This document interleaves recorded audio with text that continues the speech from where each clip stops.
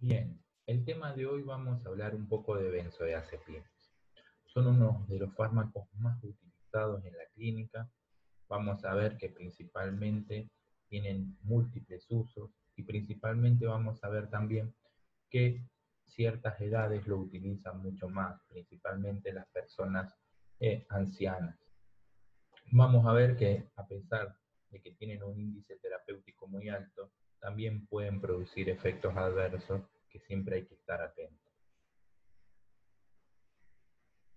Las benzodiazepinas, bueno, un poquito de historia, fue gracias al azar, fue gracias a la suerte que se descubrieron. Cuenta la historia que habían quedado relegadas en el laboratorio y no se estudiaban esos compuestos y que por el azar, antes de tirarlo a la basura, esos compuestos que no habían estudiado en un laboratorio, lo quisieron probar en animales y bueno, y descubrieron la primera benzodiazepina, que fue el clordiazepóxido, que salió al mercado con el nombre de Librium. A partir de allí, la historia totalmente cambió. Y bueno, aquí podemos ver el anillo de azepina, bueno, y los diferentes radicales. Los cambios que se producen en los diferentes radicales que tienen ahí van a hacer cambios en lo que tienen que ver con la farmacocinética de las diferentes benzodiazepinas. Como todos pueden ver, son muy parecidas, todas comparten ese anillo benzodiazepina, pero tienen cambios en los diferentes radicales. Como ven, el diazepam aquí tiene un cloro, aquí tiene un nitrógeno, acá el midazolam un cloro, pero tiene un carboxilo a nivel de esta posición. Entonces, todos estos cambios hacen cambios en la farmacocinética, en la duración de acción, van a hacer también cómo se absorbe, distribuye y metaboliza. Como les decía, a partir de allí se realizó un gran avance y empezaron a aparecer múltiples derivados. Los nombres más conocidos son diazepam, lorazepam, midazolam, clonazepam. Bueno, van a tener gran cantidad, el alprazolam también muy conocido. Así que lo primero que nos tenemos que preguntar es cómo actúan estos fármacos. Y como siempre, vamos a repasar un poco. Normalmente en nuestro sistema nervioso central tenemos neuronas inhibitorias que liberan ácido gamma aminobutírico, y este ácido gamma aminobutírico va a actuar sobre diferentes tipos de receptores. El que nos va a interesar a nosotros es el receptor GABA. Si nosotros recordábamos en las clases anteriores, habíamos visto que el receptor GABA es un canal iónico que cuando se abría producía la entrada de cloro dentro de la célula. Principalmente, como decimos, un tercio de las neuronas son inhibitorias y liberan GABA, y bueno, esto va a producir una hiperpolarización en la neurona, en este caso la neurona postsináptica. Al entrar cargas negativas de cloro, llevan a la hiperpolarización de esa célula. Como pueden ver, acá más de cerca vamos a ver el canal, que es un pentámero, está formada por dos unidades alfa, dos beta y una gamma.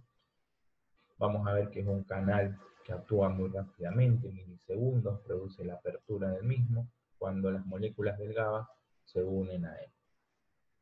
Vamos a ver que estas subunidades de GABA del receptor, también hay subtipos, bueno, dependiendo de cómo estén formadas y qué subtipo tenga, van a tener función o no, si van a producir la apertura o no. Entonces ya sería mucho más complejo de analizar. Lo más importante entonces está formado por 5 subunidades, acá las podemos ver de una vista superior y podemos ver que tenemos el canal por donde entra el cloro y las subunidades. El sitio donde se unen las moléculas de GABA va a estar entre las subunidades alfa 1 y beta 2, alfa 1 y beta 2, acá podemos ver los sitios donde se unen las moléculas de GABA, y vamos a tener un sitio alostérico que va a ser el sitio donde se unen las diferentes benzodiazepinas, que va a estar entre la alfa y la gamma 2. Esto va a ser importante, este sitio alostérico, porque va a aumentar la afinidad del receptor por las moléculas de GABA. Entonces, vamos a tener que otros fármacos pueden actuar sobre este mismo receptor, pero a nosotros el que nos va a interesar más de todo es el sitio donde se une la benzodiazepina, ya sea el diazepam, lorazepam, midazolam.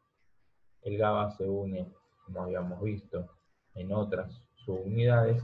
Y bueno, también vamos a ver que en este receptor se unen barbitúricos, los anestésicos generales pueden actuar, también pueden actuar bloqueando el canal algunas sustancias como la picrotoxina, son venenos.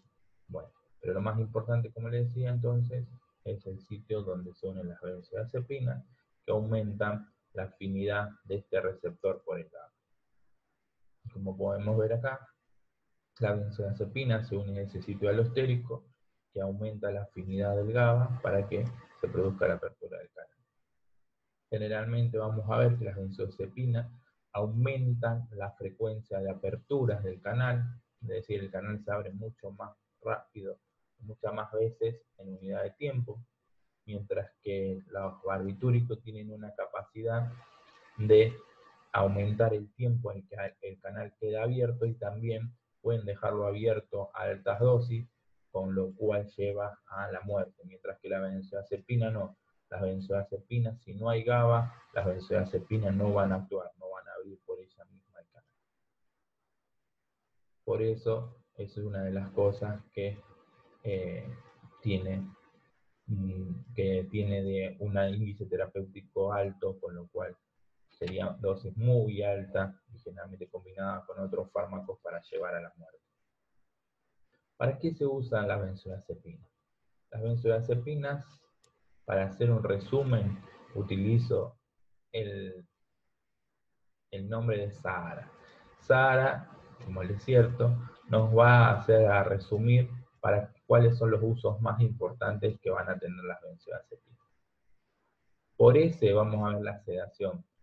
Habrán visto mucho que los pacientes que tienen ansiedad, que pacientes que están muy excitables, las benzodiazepinas son uno de los primeros escalones a utilizar, ya que las mismas van a actuar a nivel de los centros de vigilia, en las áreas gris reticular del mesencéfalo, y generalmente vamos a ver que dentro de estas, algunas son las más utilizadas, como el fluorazepam o el fluonitrazepam. El tratamiento tiene que ser breve porque después se va adquiriendo tolerancia a todos estos efectos, pero son muy importantes en lo que tiene que ver para producir sedación en los pacientes, y que también otro de los usos, que ahí viene la H, es como hipnótico. Van a ver que se usa mucho cuando los pacientes tienen insomnio, tanto de consolidación para inicio o como conciliación, es decir, no consiguen dormirse o se despiertan durante la noche. Bueno, las benzodiazepinas van a ser muy utilizadas, ya que van a disminuir el tiempo de latencia y los despertares, es decir, rápidamente va a conciliar el sueño y también no se va a despertar durante la noche, es decir, aumenta el tiempo del sueño.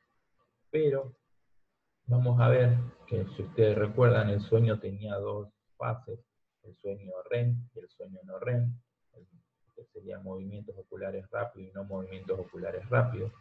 Y vamos a ver que se van a diferenciar distintas fases. Tenemos el sueño REM y el no REM, y dentro de esto a su vez subdivisiones en el no REM.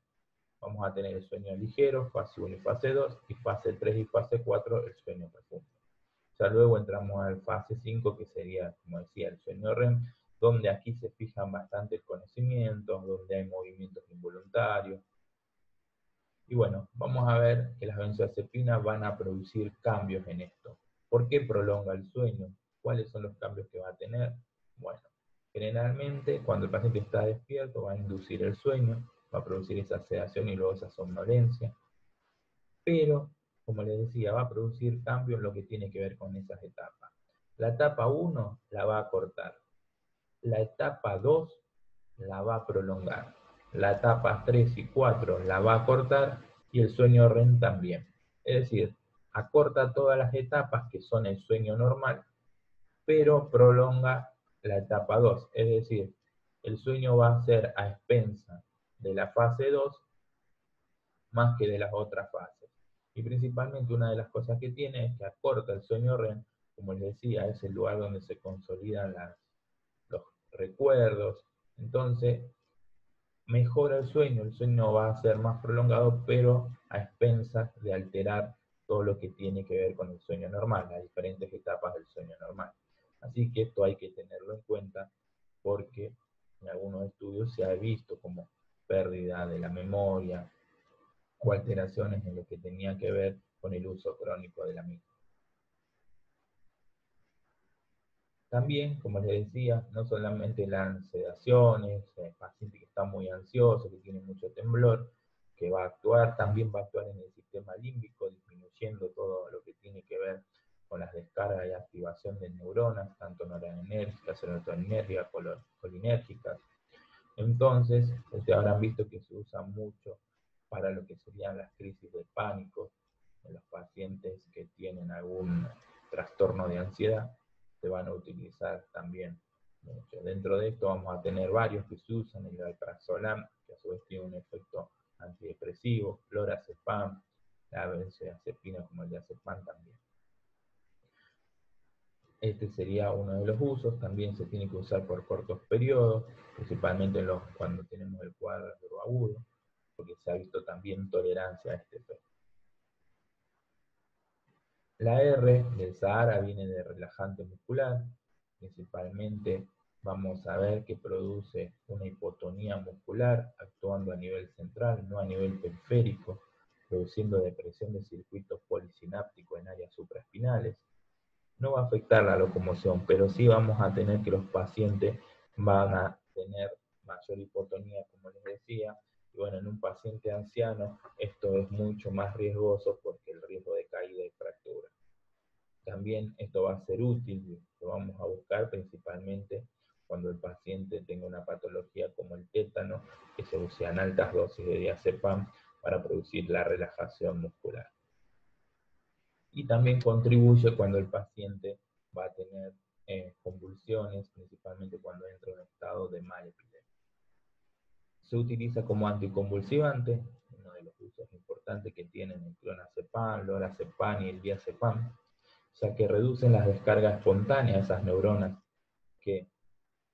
esos focos neuronales que descargan repetidamente, rápidamente, o entonces disminuye las descargas y impide la difusión de los mismos, produciendo una depresión de circuitos polisinápticos. Como les decía, se utilizan en crisis de ausencia, como el clonazepam, también en las convulsiones febriles, que se usa mucho el diazepam, en los niños se puede utilizar por vía rectal sería, o si no, cuando entramos en un estado de mal epiléptico, ahí se puede utilizar el lorazepam. El mal epiléptico es que se producen convulsiones seguidas, una tras otra, o con una duración de más de 30 minutos, así que rápidamente ahí nosotros tenemos que administrar estos fármacos para disminuir estas descargas y disminuir estas convulsiones, ya que prolongada en el tiempo puede llegar a la muerte del paciente. Bueno, también vamos a ver que, como les decía, afecta a la memoria y esto está relacionado con el sueño REM y también está relacionado que esta relación se usa mucho para inducir la inducción anestésica, es decir, para que el paciente no recuerde lo que le pasó después de la administración del fármaco. Vamos a ver que cuando se necesitan procedimientos como reducción de una fractura, procedimientos como ser una sutura o una cirugía menor, también mayor, se utiliza, es decir, una endoscopía, es el procedimiento que más se utilizan para que el paciente no tenga o tenga pocos recuerdos de lo que aconteció. Generalmente el más utilizado es el midazolam para estos casos. Así que otro de los efectos y otra de las A que es amnesia anterógrada, es decir, desde que se administró el fármaco en adelante, ya el paciente no se va a acordar de lo que fue pasando. Va a tener como lagunas. Después, otros efectos que producen ya van a ser disminución de la presión arterial, incremento de la frecuencia cardíaca, acción orexígena, es decir, que da hambre, depresión de la secreción ácida nocturna, pero esto ya no se utiliza porque hay mejores fármacos para producir esta inhibición de la secreción. Y siempre hay que tener mucho cuidado en pacientes con EPOC o pacientes obesos, ya que pueden alterar la ventilación alveolar en estos pacientes, pero las dosis tienen que ser altas para que produzcan, muy altas. Bueno, como les decía, las benzodiazepinas tienen un techo, es decir, no producen anestesia y no llegarían al coma o muerte, por esto que siempre dependen de que haya GABA en la terminal y no pueden abrir el canal por sí solos. A diferencia de los barbitúricos, que sí, cuando aumentamos las dosis, el riesgo de llevar anestesia, coma y muerte es alto. El ejemplo típico es Marilyn Monroe, que se murió por una sobredosis de barbitúrico. En teoría se murió. Así que, perdón, en teoría no que se murió, en teoría se suicidó. No, se murió. Se suicidó por una sobredosis de barbitúrico. En teoría fue un suicidio. Eso es lo que quise decir. Dentro de la farmacocinética, bueno, estos fármacos se absorben bien por vía oral, salvo el clorazepato, que debe ser metabolizado a nivel intestinal para absorberse. Las concentraciones se alcanzan en unas 4 horas. Intramuscular, el diazepam tiene una absorción lenta y errática. Está relacionado también con el componente que lo acompaña en la formulación, así que generalmente no es una buena vía. Mientras, bueno, por vía parenteral se pueden administrar, clorazepam, diazepam y midazolam son los principales que se administran por esta vía. Como habíamos visto, se utilizan en las convulsiones principalmente o para la inducción anestésica.